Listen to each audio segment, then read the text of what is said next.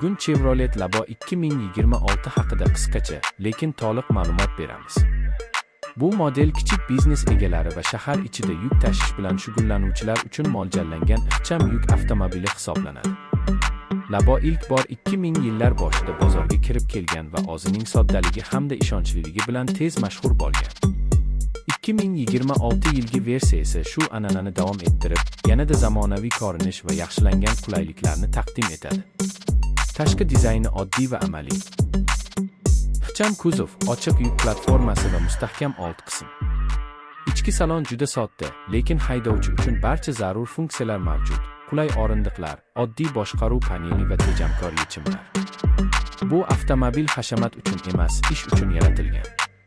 Texnik tomondan Labo butun 8 litrli benzin dvigatel bilan jihozlangan bo'lib, taxminan 38 ot kuchi ishlab chiqaradi.